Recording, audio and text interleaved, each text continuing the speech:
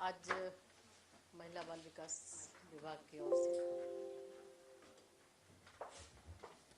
कुछ जो कार्यक्रम चलाए जा रहे हैं उसके बारे में आप सबके समक्ष कुछ बातें रखना चाहेंगे। जैसा हम सभी जानते हैं कि माननीय प्रधानमंत्री जी ने हमेशा महिला सशक्तिकरण की बात कही है और उन्होंने ये भी कहा अगर हमारी आधी आबादी घर में बंद है तो हम सफलता हासिल नहीं कर सकते। इस दृष्टि को ध्यान में रखते हुए वुमेन डेवलपमेंट से वुमेन लेड डेवलपमेंट की ओर हम जा रहे हैं। और हम ये भी देखते हैं कि जब महिलाओं को नेतृत्व दिया जाता है तो महिलाएं ज़्यादातर स्वास्थ्य, शिक्षा ऐसे क्षेत्र में ही ज़्यादातर वो काम करती हैं जो उनको अगर पैसा मिलता है तो इसका खर्च भी वो उसी दिशा में वो करते हैं। और आज अगर हम देखें तो पंचायत में भी जो हमारी महिलाएं हैं, अक्सर पंचायत का प्रतिनिधित्व कर रही महिलाएं पंचायत को चाहे वो जलवायु परिवर्तन पे हो, चाहे स्वच्छता पे हो, तो इस तरह की एक सोच के साथ वो कैसे हम राष्ट्र को आगे बढ़ाएं, कैसे हम काम करें, इस दिशा में वो काम कर रही हैं। और इसी को ध्यान में रखते हुए हमारी सरकार ने लगातार 2014 से ये प्रयास किया है। माननीय प्रधानमंत्री जी के नेतृत्व में जो सरकार चल रही है, ये प्रयास किया गया है कि हम महिलाओं को आगे बढ़ाएंगे, महिलाओं को सशक्त करेंगे, महिलाओं को समृद्ध करेंगे, महिलाओं को सुरक्षित वातावरण देंगे, एक सुरक्षित माहौल देंगे ताकि वो जहाँ कहीं भी रहें, चाहे वो कामकाजी महिलाएं हों या फिर हमारी बच्चियां स्कूल में पढ़ने वाली बच्चियां हों, हर किसी को एक सुरक्षित वातावरण मिल सके और उसके तहत वो आगे अपनी जिम्मेवारी को बेहतर ढंग से निभा सके। तो इसी को ध्यान में रखते हुए अभी हम वुमेन लेड डेवलपमेंट की बात जैसे हम कर रहे हैं तो इसमें आपने देखा कि G20 समिट में भी पूरा विश्व इस अभियान को सराहा भी है। और इसी में आगे बढ़ते हुए 2023 में एक ऐतिहासिक फैसला नारी शक्ति वंदन अधिनियम जो पास हुआ, लगभग 2 दशक से ज़्यादा से ये बिल घूम रहा था पार्लियामेंट में कहीं ना कहीं किसी न किसी स्तर पे।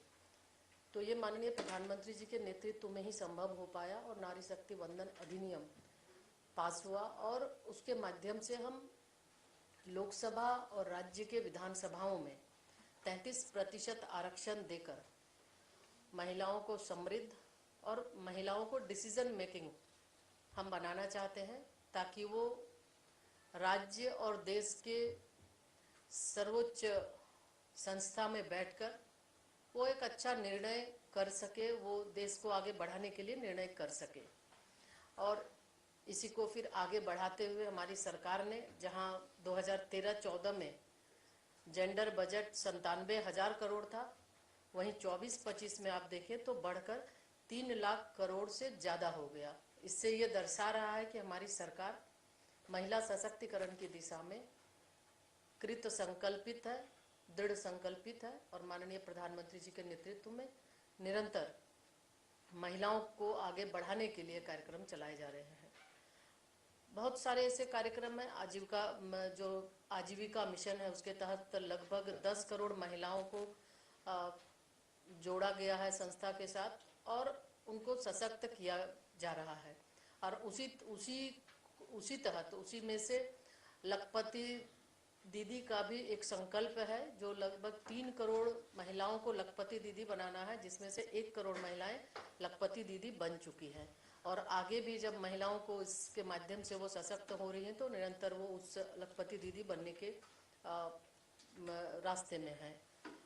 और जो लक्ष्य है इसके साथ प्रधानमंत्री जनधन योजना, इसके तहत लगभग जो खाता धारक है, पहले महिलाओं का अकाउंट नहीं हुआ करता था। इसमें आज के समय में अगर देखें तो 55.6% खाता धारक हमारी महिलाएं हैं। यानी सीधे तौर पर महिलाओं के अकाउंट में पैसा जाता है और उस पैसे को वो अपने परिवार, अपने बच्चों यानी शिक्षा स्वास्थ्य, जैसा पहले हमने ही कहा, शिक्षा स्वास्थ्य आदि क्षेत्रों के में वो काम करती हैं, खर्च करती हैं। स्वच्छ भारत मिशन के तहत 11 करोड़ से अधिक शौचालय का निर्माण हुआ। उज्ज्वला योजना के तहत 10 करोड़ से अधिक महिलाओं को गैस का कनेक्शन दिया गया। जो ये सारी योजनाएं पहले किसी ने सोचा नहीं था, लेकिन ये 14 के बाद से ये सारे बदलाव हुए हैं, और इन छोटी छोटी बदलाव के वजह से ही आज हम वुमेन लेड डेवलपमेंट की हम बात कर रहे हैं, और 2047 के भारत में महिलाओं की अहम भूमिका रहे, इसके लिए भी हम काम कर रहे हैं। प्रधानमंत्री आवास योजना के तहत जो 4 करोड़ पक्का मकान मिला, उसमें लगभग 70% मकान महिलाओं के नाम से मिला है, महिलाओं को मिला है, उसके मालकिन महिलाएं बनी हैं। 3.5 करोड़ से ज्यादा कृषि सखी, पशु सखी, बैंक सखी और बीमा सखी जो गांव-गांव में चलकर महिलाओं को एक समर्पित सिपाही की भांति वो काम कर रही है, और लोगों की जो समस्या है उसका समाधान भी कर रही है। जेंडर पैरिटी इंडेक्स में भी अगर हम देखें तो 1.01% महिलाएं, गर्ल्स है, उसमें हायर एजुकेशन में हमारी बच्चियां हैं। इसी के तहत इसी तरह से एफपीओ में भी महिलाओं की भागीदारी है। महिला सम्मान बचत पत्र एक महिलाओं के लिए विशेष रूप से ये पिछले बार बजट में ही ये बनाया गया है, जिसके तहत उसको उससे फायदा मिलता है। और इसके साथ ही हम निर्भया फंड की बात करना चाहते हैं।